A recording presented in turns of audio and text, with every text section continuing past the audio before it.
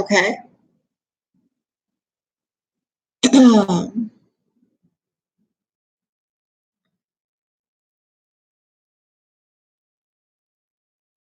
Right.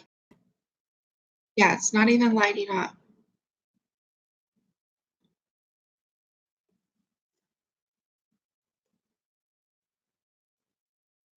If you're there, can you hear me?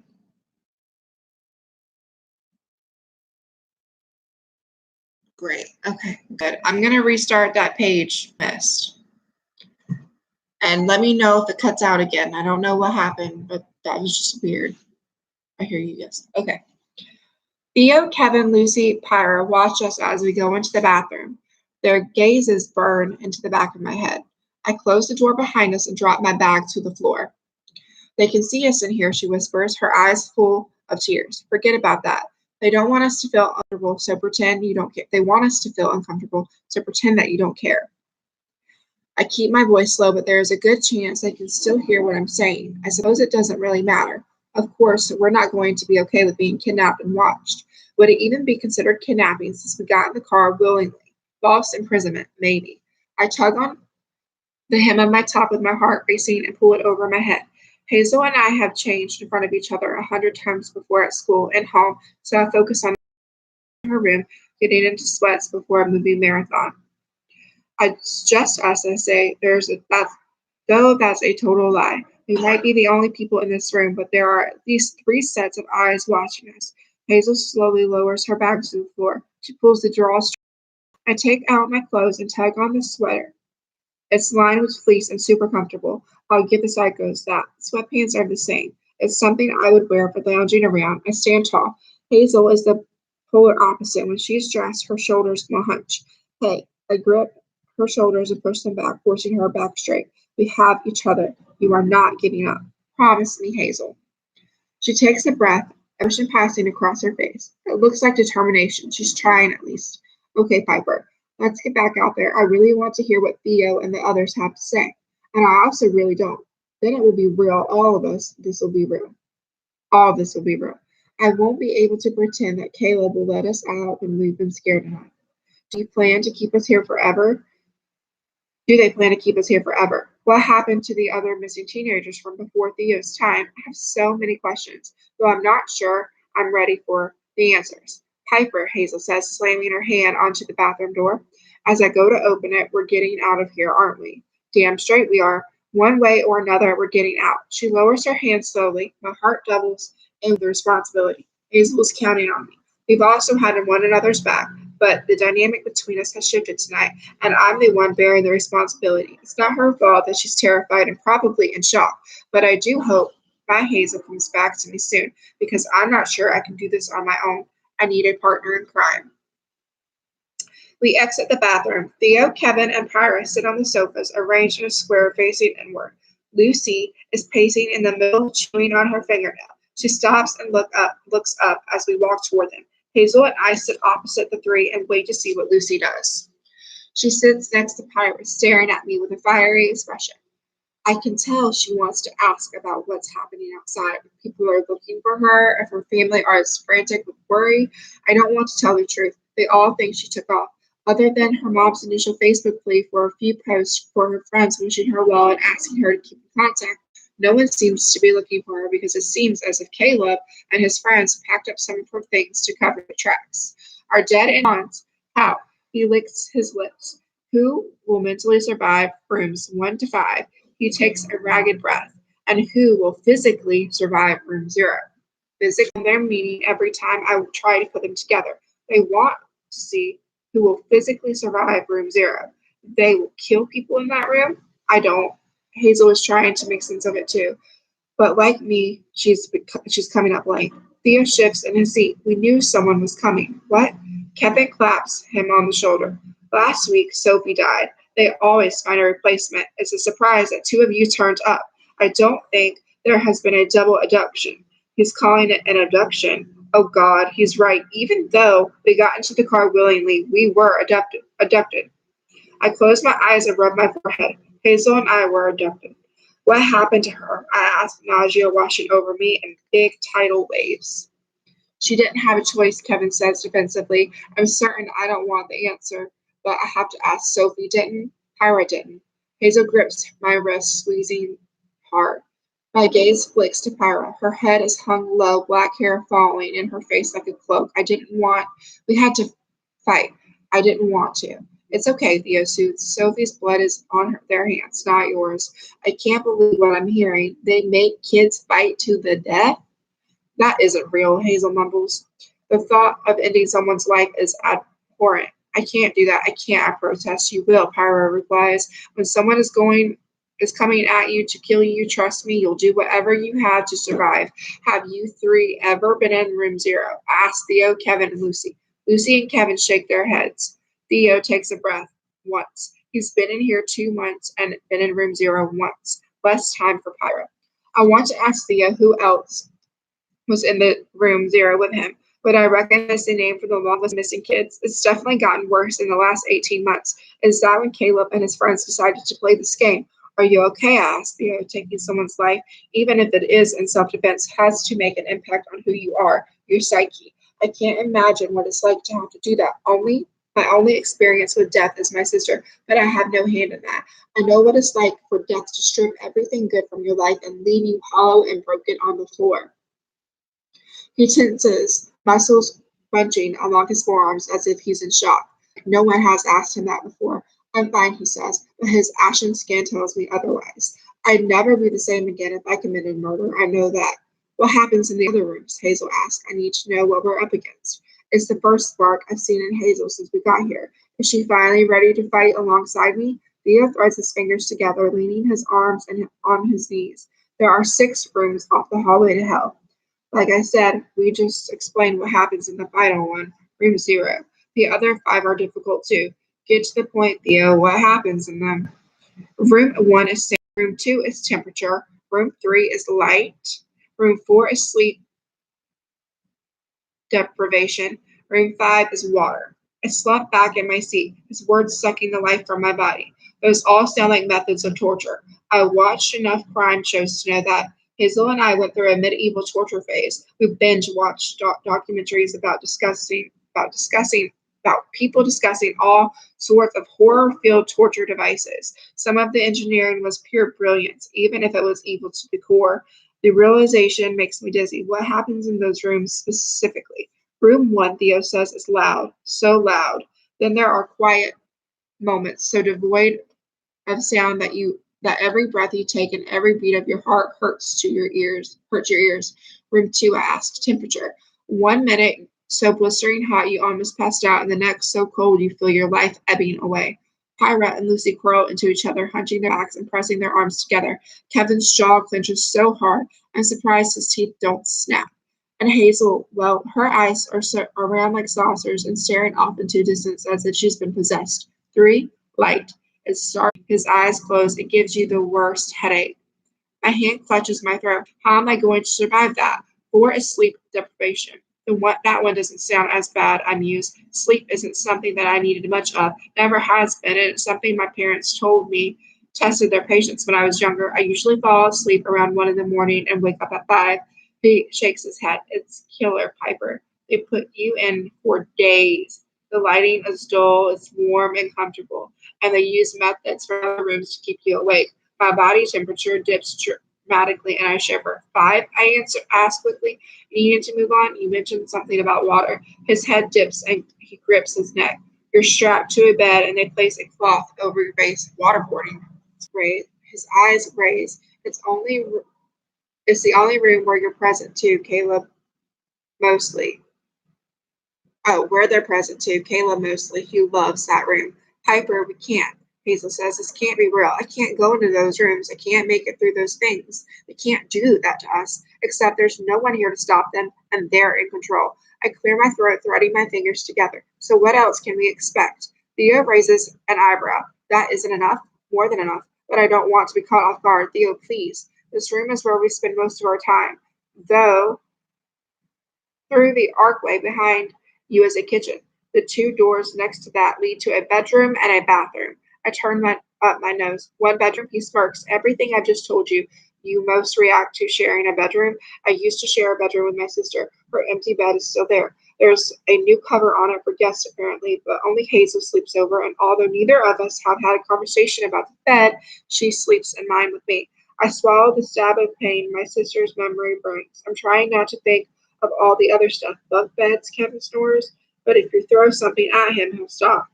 Kevin gives Theo the finger. I want to go home, Hazel says. I don't want to share a bedroom. Like, that's your main worry? I don't want to share a bathroom. I don't want to go into those stupid rooms or cook. And Hayes stops. I say, wrapping my Hayes, stop. I say, wrapping my arm around her back.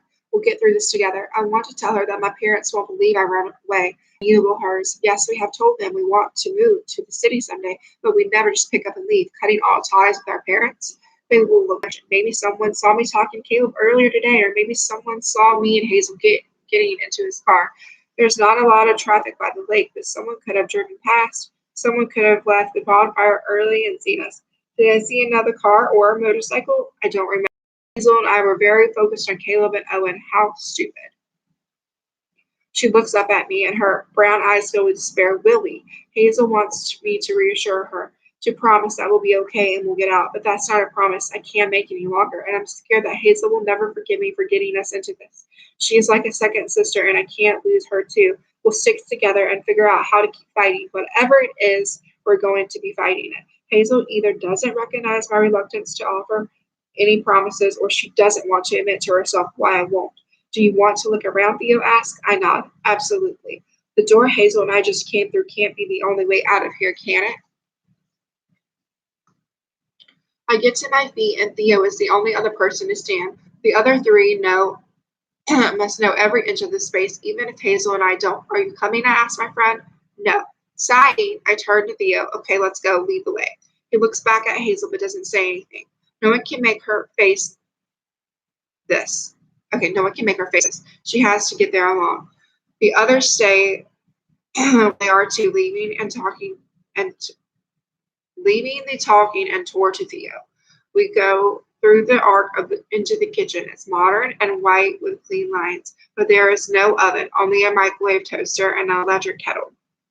What do you eat? He smiles. It's basic food: toast, cereal, pasta, soup, bread, and microwave meals. Sometimes they send in pizza. How do they get food here? They leave it as he been in one of those rooms. He's had to kill. I can't imagine all that he's gone through. I shake the thought away because it's only going to make me panic if I think about what I might have to do if I was put into that situation. What's next? I ask, trying to distract him from whatever memory he's replaying. Bedroom is next to this, he murmurs, striding away. I dash after him. I might not be falling apart like Hazel seems to be, but I don't want to be alone.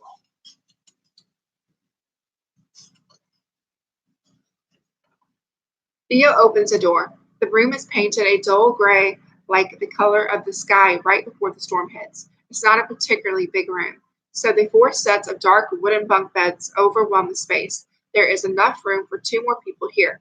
Oh God, the two bunks along that wall are free. You and Hazel can take whichever one you want. He gestures to the empty bunks. There are two sets of bunks against the walls opposite each other. If I sleep on my side, I'll be able to see the others across the room. I will definitely need to know people are with me if I'm going to get any rest. All right, I whisper. He looks down at me. Theo is tall, easily a foot taller than me, maybe a bit more. What you told Hazel is right. We're all in this together. I understand your fear and your desire to get out of here, but while we're stuck in this place, we need to make it bearable. We do that as a team, okay? I nod. Yes, I appreciate that. Hang on, my phone's in here. Mark where I'm at.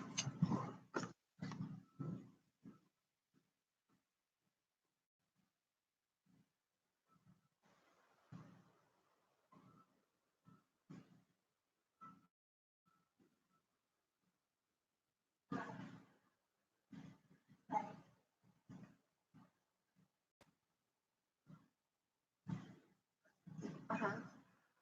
Yeah. Yeah.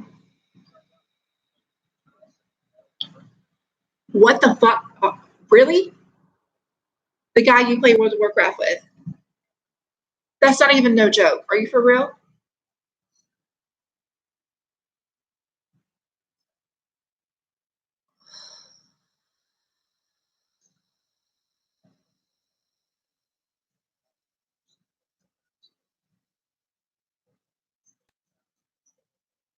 crazy.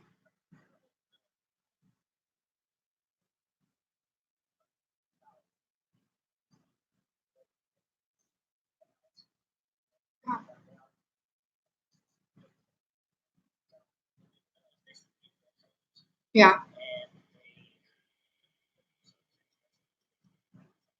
that is crazy. You never know. That just goes to show that you never know who your neighbors are or who you marry, or that's so sad. I can't believe that that happened, and I'm sorry that that happened. Like, I don't know what to say.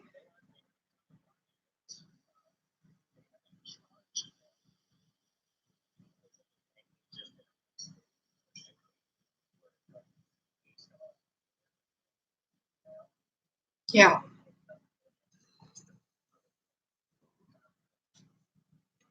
right.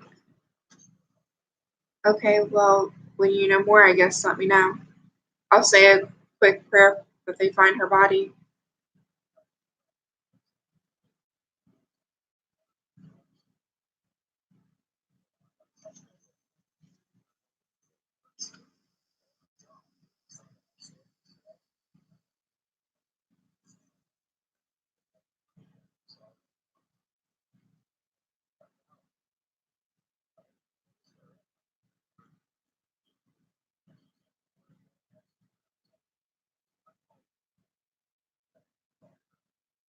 Um, yeah,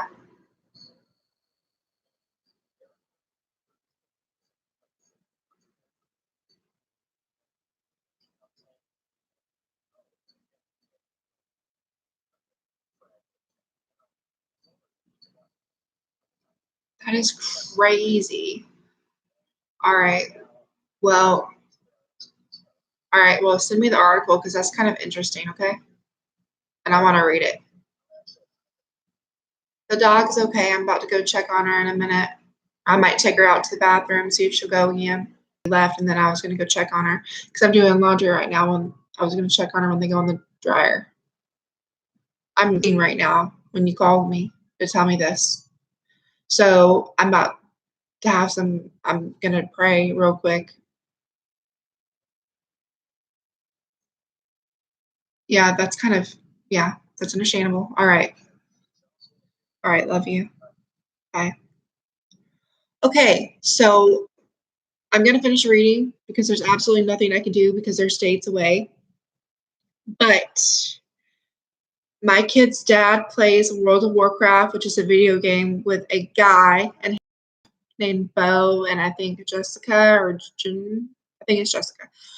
And Jessica has been missing for like over a week or whatever. And I shared her Facebook post, you know, in hopes that people can find her. And just turns out that he was arrested this morning, Bo, for the murder of his wife.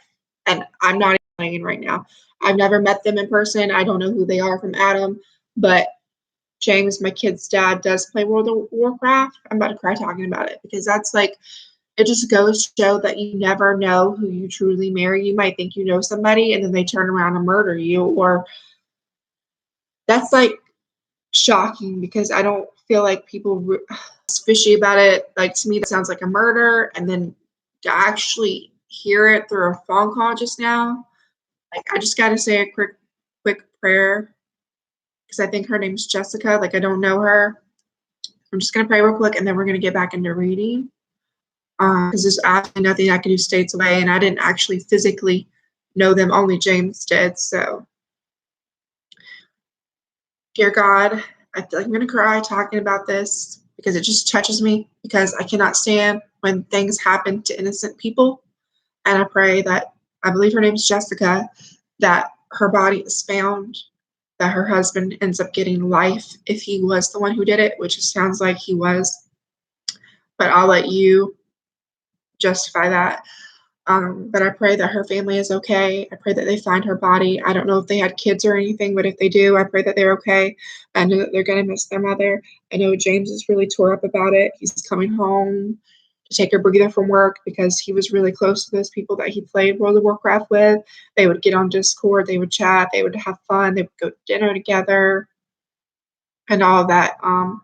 So I just pray that you lay hands on that family right now and that her body is found and that justice is served. And I really don't know what else to say other than that, but I do pray that you will keep James and heal him because I know he's going to hurt about that because that's somebody who he loved playing that video game with and he enjoyed their company. And it just goes to show that you may think you know somebody, but at the end of the day, you really don't.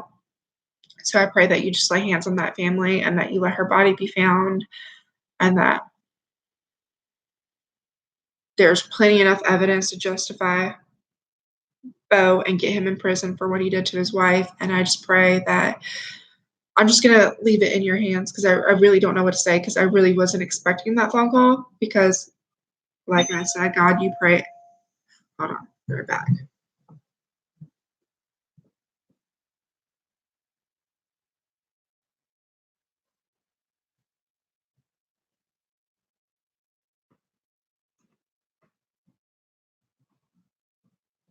Back to my prayer.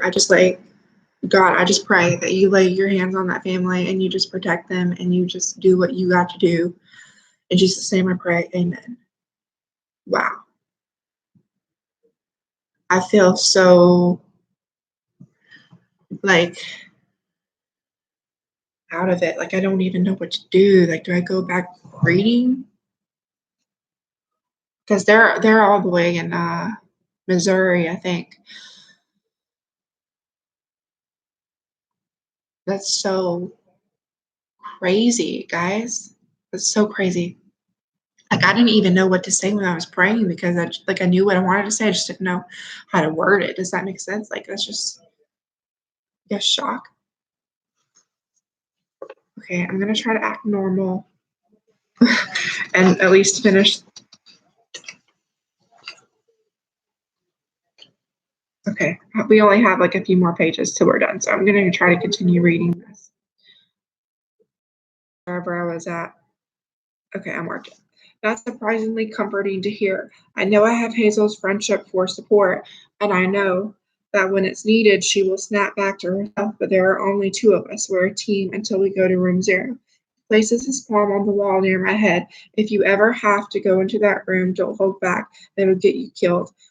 I press my lips together and close my eyes. Please don't ever let me experience that.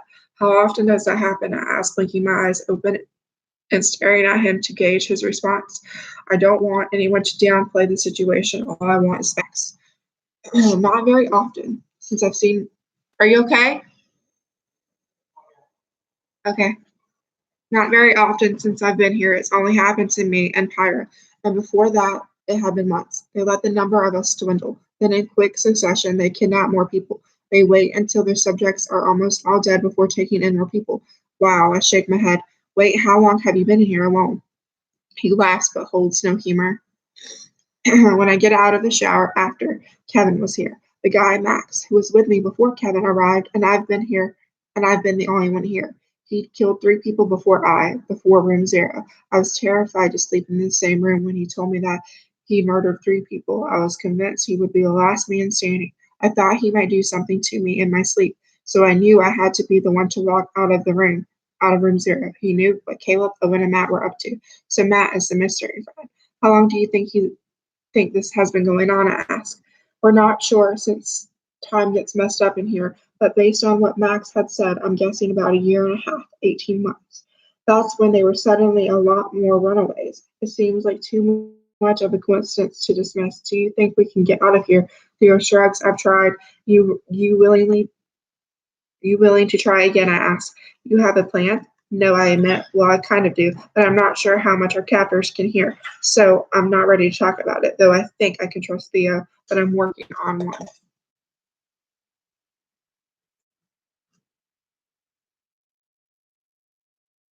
Yeah, pancreatic cancer. That's horrible. My grandpa had like 4 different types of cancer, and he died 2 weeks ago on the 23rd, I think. Well, a little over 2 weeks ago, on the 23rd. He had lung cancer. He had throat cancer. He had some spots on his spine. He was really sick. He was going through chemo and radiation and all that. But Ooh, I don't like talking about death. I have a fear of dying. Like, I know when I die, I'm going to go to heaven because I'm saved. But it's like,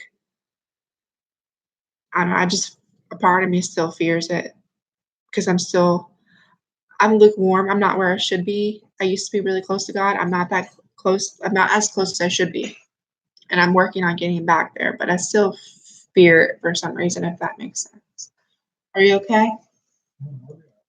Just shaking up? That's crazy.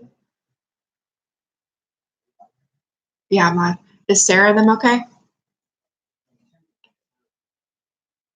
Her name is Jessica, right? Jennifer. Jennifer. I said her name wrong in the prayer, guys.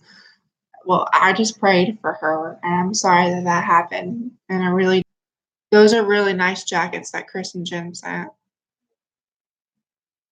I wasn't expecting though that our kids got some winter jackets from James's sister and brother-in-law from Texas, and they're really nice jackets. She passed away in my bed next to me. I could not imagine waking up. I wouldn't even know what to do. But I'm reading if you want to listen. I have one more chapter to go. You only got a few minutes.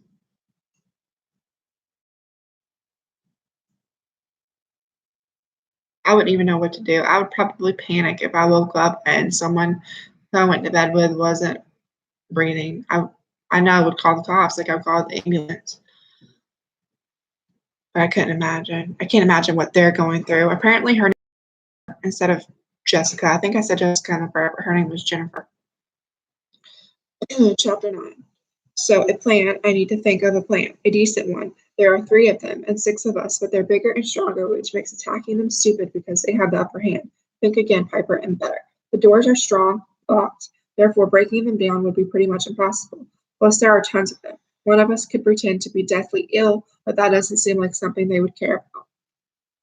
I'll keep thinking about it. Thea briefly shows me the drawer of basic toiletries, sanitary products in the bathroom, since I've seen this room when I change clothes. It has a shower, dresser, toilet, sink, all pretty compact together since the room is small, but it's clean, stacked with towels. Who does the laundry? I ask. Theo chuckles. You ask some odd questions given the circumstances. There's a washing machine in the kitchen. Oh, so we do the laundry. I wonder what kind of explosives CPR. I wish I knew CPR. That's something that I really need to learn, especially since I have little children. 74 here. Yeah. Oh, so we do the laundry. I wonder what kind of explosives you can make from different clean chemicals. I totally know that's a thing. I've seen it on TV, but I wouldn't know where to start. Hazel is way better at chemistry than I am. If she can make something that will create a strong enough explosion to bust a door open, we could all get out or all die from chemical inhalation. Yeah, I will pray. I'll continue praying. Theo and I leave the bathroom and return to the main living quarters. Hazel is still sitting in the same position, staring off into space. Probably not the best time to question her on creating chemical explosions, the likelihood of dying. Lucy is pacing back and forth. I sit on a seat of my own. Lucy's eyes follow me. She stops and sits beside me. Her eyes hold 1,000 questions. You can ask, I tell her. If the situation were reversed, I would want to know. After all, it was only a couple of hours that I was talking to her friends. Who was it with you? I don't know who, but 3 girls and then a guy. She presses her lips together. Leo. The guy is Leo. Yes. We were friends. I liked him more than a friend though, and I never had the opportunity to tell. I want to tell her that the feeling appeared mutual when I met him, but that seems cruel since she's stuck in here. You can do that as soon as we get out. She tilts her head and deadpans. You think we're getting out? Sorry, I got what happened on my mind now. They've been doing this for over a year, and you think we're the ones who will escape? People have tried before. They couldn't have tried everything, or we would be out. I say. Lucy rolls her eyes. You're a fool. No, I'm just not giving up. How do you do that? Not give up, you mean? She nods. I'm still breathing, Lucy, and I have people I love at home. You do too. People come in here, get tortured, and then fight to death. Where are you finding the hope in that? She sighs sharply. Wait until you've been in one of those rooms. If you come out and retain that positive attitude, I'll join you. She stands and walks into the bedroom. Theo, Kevin, and Pyra watch my reaction. They were listening to the whole thing. I don't blame Lucy. We all react differently, and maybe I won't be the same if something bad happens to me. But I've always been of the but I've always been of the opinion that although I can't always control what happens in my life, I can control how I react to it. Perhaps I'll change my mind, but for now I'm sticking with that. She doesn't mean to be rude, but she was in her first room yesterday, Kevin says. God, I whisper, which one? He shrugs. She won't talk about it. She didn't want to come out with her wet hair, so not room 5. And she was only in there for the day, so that rules out room 4 too. Right, I reply. So she was either tortured with light, sound, or temperature. Does anyone want to talk about it? I ask. I understand why you might not want to, but when someone else experiences the same thing, it can be helpful to discuss it. When my sister died years ago, it helped me to talk to a boy in my class who had gone through the same thing. Before her death, I had never spoken a word. Hmm. To him, we do, yeah. Pirate replies. It helps to get through what's happened to you. Good. I give her a little smile and she surprises me by returning it with her own. I didn't expect that. She's been quiet and reserved so far. Pirate's eyes flick to Hazel, then back at me, silently asking if she's okay. I shrug. Right now, she's not, but sometimes it takes Hazel a little while to process things strong she is, so I'm sure she'll get there. Are you hungry? Kevin asked. I can make something. My stomach rumbles at the thought of food. Thankfully, it wasn't too obvious. That sounds good. I mean, I'm hungry, but I'm not sure if I'll be able to stomach anything. Kevin nods. I get that. It took me a day to start eating here, but then I was so hungry I felt dizzy. Tried to eat Hazel too. Thank you. Sandwiches, Pyra stands. I'll help Kevin. Lucy and Pyra go into the kitchen and it's basically just me and Theo because Hazel is still staring. I'd love to know what's going through her head, but it's almost certainly the worst case scenario. How can you eat? Hazel whispers. She's not even really talking to me. Do you think people will look for you? Theo asks. I look up at him and say, no, but I hope he can see the yes in my eyes. Caleb and his friends can't. No, obviously they will soon enough.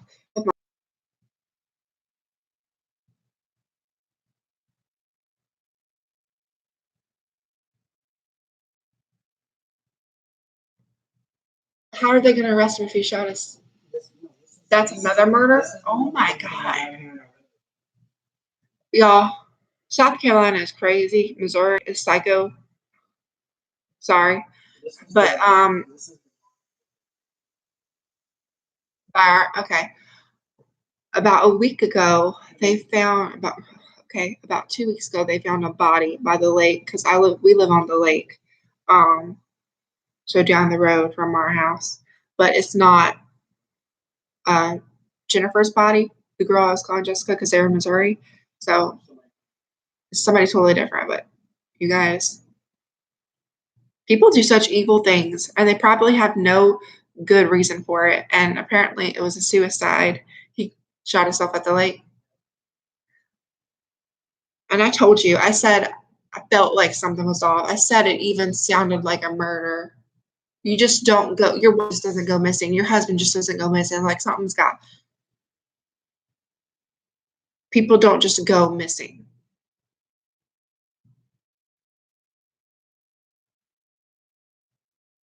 Then I want people to notice their reaction when they find my face, but and Hazel's plaster all over town. Theo lingers and nods. I think he got my real answer.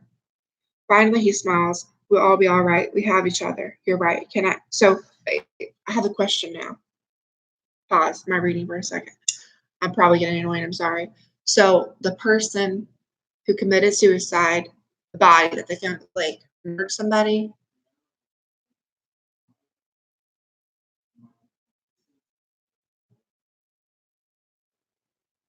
So the body that they found by my house, somebody committed suicide.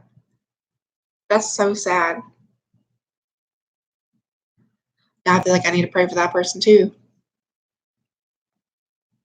which I will when I get done reading. Welcome to California. We have them every day here. That is so sad. That is so sad. I've thought about suicide before because I do struggle with depression, anxiety, but I would never act on it. I've got too much here in my life that needs me, like my mom and my kids, most importantly, my kids. Like, I can't give up even if I feel like giving up every single day. I don't know. I don't know, but if someone feels depressed and like they want to kill themselves, speak to me, because I'd rather you speak to me than wake up and find out that you passed. Mom Kelly, pastor for NBC here, right? 9-year-old girl.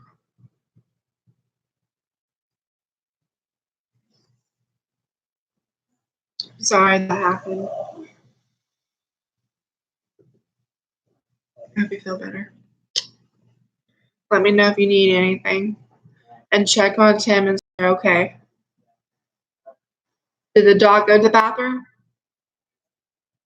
Did it poop? Okay. Back to my story. Me too. About my life. Mm-hmm. Finally, he smiles. We will all be all right. We have each other. You're right. Can I ask how many times you've been in those rooms? How often am I looking at going here? One room once a week. More than that? He dips his chin. I'm not sure. I've been in all of them. Rooms 1 to 5 multiple times. You can survive them, Piper. You have to stay strong, mentally strong. I can do that. I believe you. He smiles. You're going to be okay. He repeated sentiment as for me only. He's still not sure about Hazel, but that's only because he doesn't know who she really is. What do you do to get through it? Talk to Kevin and Pyra. Lucy doesn't want to discuss any of it. No, I mean, while you're in here. Oh, he wrings his hands, and I know his head is back there. Right? I'm working on that. I used to be really, really, really close to God in 2016. Like, I wanted to live right, not wanting to have sex until I was married. And it was like my kid's dad, who you just saw, didn't really agree with that. He was like, you got baptized, you can still live the same way, like you're forgiven. And it's like, well, to me, when you get baptized, that's you making that commitment to tell Jesus, that you love him, and to prove every day when you come out of that water as new and clean that you're going to live every day the best that you can and do the best that you can. And I did that for a while. Like, I was going to Bible college online. I was really studying, and I really felt it in my soul. I was like, if Jesus lived back then and I lived back then, what would I have done if I was seeing Jesus get murdered on that cross? What would I have done? Would I have stood up? Would I have said something? Or would I have been too scared that I was going to lose my life too and not stand up for him at all? And I really believe in my heart that I would have stood up. I do, even though it's scary. It's scary to stand up for things you believe in, but you should definitely do it. It's scary because there's so much hate and backlash and negative people out there, and people are just rude and mean, and people like to take away other people's happiness. And it's crazy that people actually get mad when you tell them about God and Jesus and the love that he has for them. It's like, why? I don't understand why people feel so confronted and like here's the message of Christ. He loves you. Like, if you don't want to believe on him today, you always have tomorrow. And they get offended by it. And it's like, why? Like, that's such a good, like, even if you choose not to believe 10, 15, 20 years down the road after I tell you my, testimony and what Jesus has done for me and why I believe, why would you get offended? Like, it's just somebody wishing you well and letting you know that there is somebody who died on that cross for you, who loves you very much. And I just don't get it. I just don't get it. And I'm working on getting back to God. Like, there are days where I wake up, I'm like, yes, God's got this. I'm going to give it to him. And then there's days where I wake up and I'm like, I can't. Like, I don't even want to be here. But I get up and I push through, and I read my Bible every day, and I do pray. And sometimes I get these overwhelming urges on my soul where I literally have to go in a room by myself and shut the door and just sit there, and I start to pray, and like, he's not there, but he is. VA canceling church, canceling all that. It was hard for me when I woke up a virgin when I got married. I kept it. Well, I really messed up in high school. I really loved the student I was dating named Mark, and he made me feel special to give it to him, and we did it a lot. So I'm definitely not a virgin. Obviously, I have kids, but that was back before I read the Bible then. I believed in God. I wasn't saved then, and I mean, I'm saved now, and I still backslide sometimes, but I tell James every day, like, I really wanna be a good person, I really wanna do this for God, and then I catch myself throughout the day saying cuss words or doing something that I shouldn't be doing only because I'm human, and yeah. Be proud I was a virgin in the Marine Corps. Thank God. I'm sorry you got made fun of. That's messed up. I feel like sex is something that you should do with somebody who you're really, truly, madly in love with, and I know that now, but at the time when I was younger, I feel like I knew it, but I didn't do it because I was so like, he loves me, he cares about me, and it was just high school puppy love, and he definitely didn't deserve me because he couldn't keep it in his pants, and he would get mad at me whenever I told him that I didn't wanna have sex with him, so in order to keep him from leaving and to make him happy, I did do that. So he was a dirtbag. Mm-mm. Oh, he wrings his hands, and I know his head is back there, remembering some awful things that have happened to him. I put my mind somewhere else. Imagine I'm out of here. I think about what I would be doing, what college would be like. You're going to college? That was the plan, but I never got to apply. How old are you, Theo? Sighing, he replied, 17. You, 16. You seem older. I get that a lot. My sister died 3 years ago. Aged me, I guess. Before Penny's death, I couldn't really do much for myself, and I relied heavily on my parents and Hazel. Not anymore. I'm confident I can do whatever I need to survive. I just never thought I would have to put that to test. Not in this way. I'm sorry, he says. Thanks. So, where are these rooms? You pass them on the way here, the long corridor off their playroom. His words are overflowing with venom. They're all the way back there. We came through like 4 other rooms to get here since that corridor. That makes sense. There were 6 doors out there. One of them were numbered though. None of them were numbered though. How would you know which one is which? You don't go back that way. Right. I take a breath. Which way do you go then? There is another door behind you. I twist my body and crane my neck to see it. How did I miss that? On the wall, how does that lead back? There's a tiny room and you come out the room where you get the clothes, the one before the corridor of rooms. I slowly turn around and exhale. This place is like a maze. He nods. Yeah, they seem to be able to get around pretty freely, so they so there are possibly more hallways than we've seen so far. Did you know any of them before this? I'd vaguely seen Matt around, but that's only because my older cousin Tony went to high school with him. They weren't friends though. I came with Matt because he said Tony was here playing in their game room, laughing without humor. He adds, I thought those games would be the arcade variety. Well, they do have some of those. Yeah, he replies, but they also have a whole lot more. Is that door locked? I ask, pointing to it over my shoulder with my thumb. No, but the one it leads to is. We get notified when someone is back in that corridor, so we usually meet them. And I know what you're thinking, but we're not told until questions asked and no mercy shown. My body deflates and I sink back straight and sofa. They're evil. What if I do end up dying in there? What if Hazel and I are to room 0 together? All right, now we are on chapter 10. Yeah, I believe it. Now we're on chapter 10, and I might be on later to read chapters like 10 through 14 or 15, or I might do that tomorrow. Hopefully, it'll be later though. I was going to get on live last night, but then I had a migraine because I tend to get those a lot and read, hopefully, because this book's okay. We're not even halfway through, so hopefully it gets a little more interesting and we can figure out exactly what those rooms are like. But yeah, there's been a lot of murders here lately. They apparently committed suicide, and I'm just gonna pray that he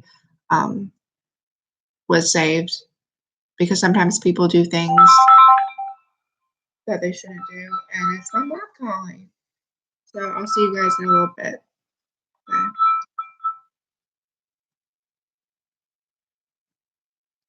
Hello. Bye.